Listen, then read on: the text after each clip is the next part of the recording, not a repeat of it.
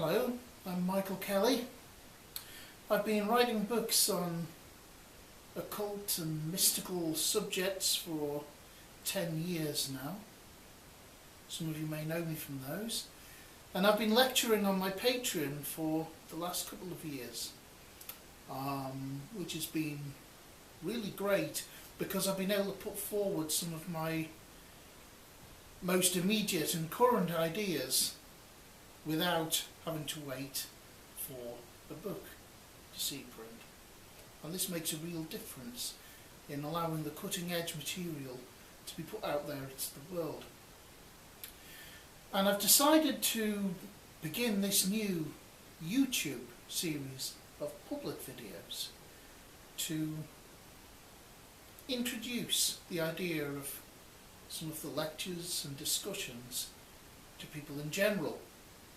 And those of you who are interested can then come visit the Patreon, where you'll find a whole wealth of material. My Patreon is not just a support vehicle for me, it really is a constant stream of new ideas. It's a subscription service for information, for material, for dialogue on initiatory matters.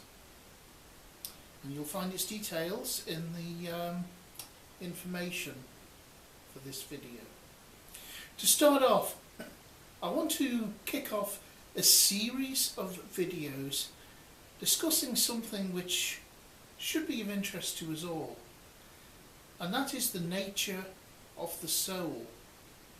What is it that makes us who we are, what we are?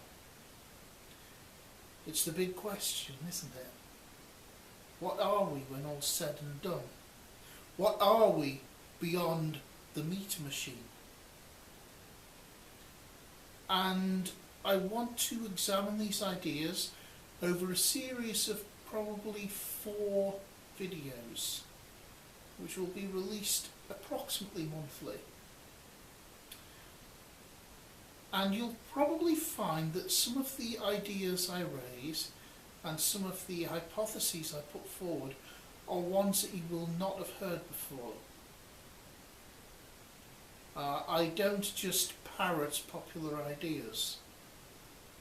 You'll be hearing stuff here which I hope will really make you think.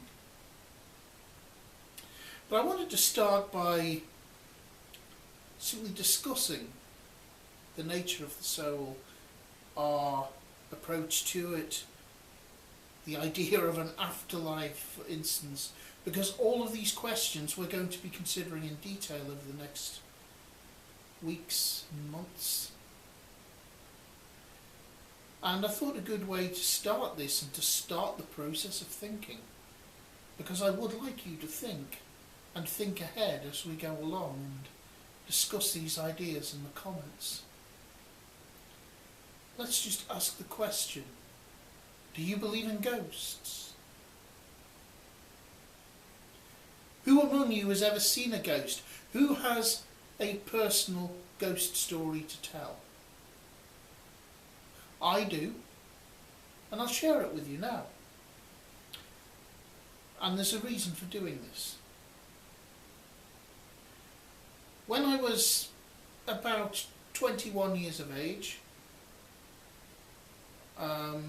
I was working in the local town at the time, in a bank.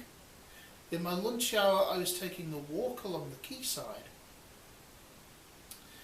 And as I walked past a bridge which crossed over the harbour, I saw somebody coming towards me. He was crossing the bridge.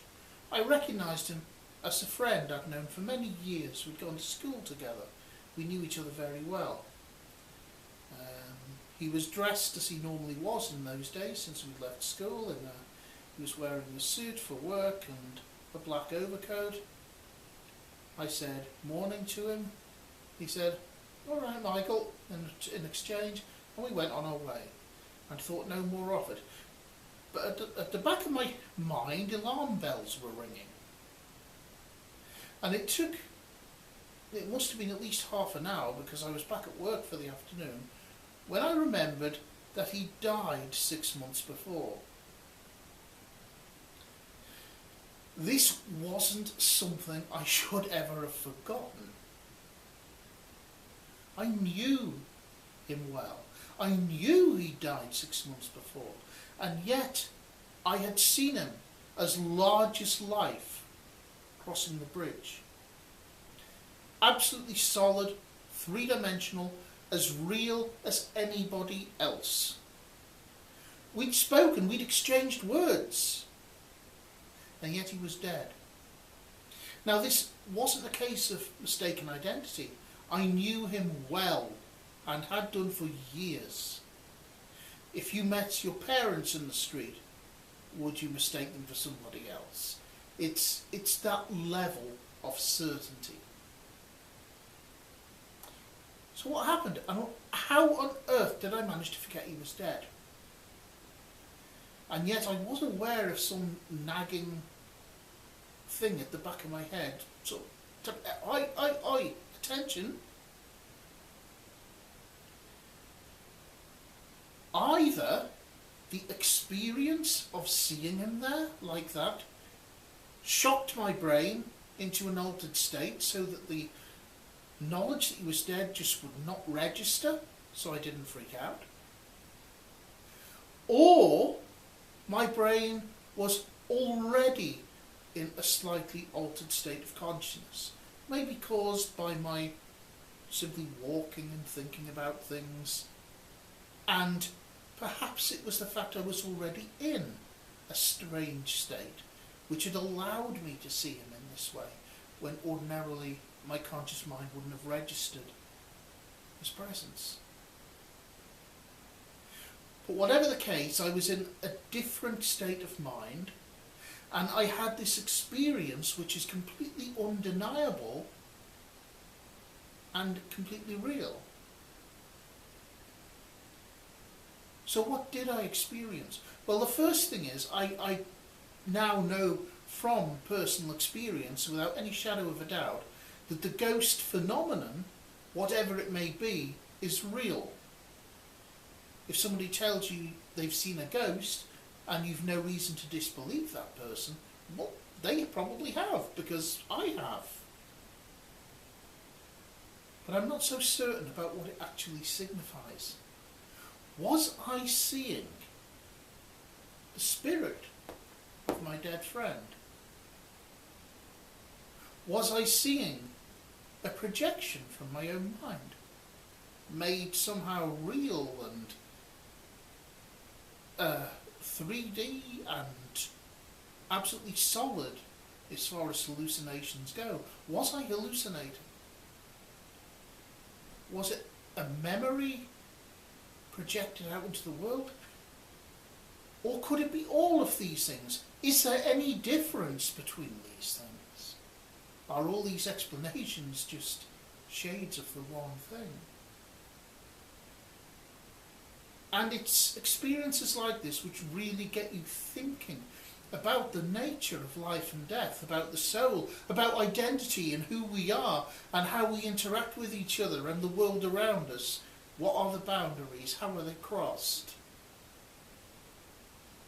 And these are the kinds of areas I want to focus on exploring with you in the first talks as we discuss the nature of soul and spirit. I thought I'd start with this one because it's a good one to get going with, taking it beyond the merely theoretical and argumentative and saying, yes, the ghost phenomenon is real, I have seen one, it was absolutely solid, and I'm aware that my mind was perhaps not quite in its usual state at that time, because I managed to forget this crucial fact that he died, which was a really big event, obviously, because it was somebody who I'd known well for many years, and he was only young. So there's the question, and this, I can't say it started me on a lifelong quest after the mysteries, because I was already well along it at that time. I've always been interested and obsessed in the so-called supernatural, mysterious things and so on. But it's certainly raised many questions and inspired my thoughts perhaps to run along courses which most people would not follow. And it's those courses I'd like to explore with you if you come with me over the next few video talks. And next time we will have a look at what we really are as people now in the flesh, so we can perhaps better understand what there is about us which constitutes matter and spirit, and whether there's any difference between the two at all. What are we? These strange beings. Stick with me. We'll ask the questions and find out. Looking forward to it.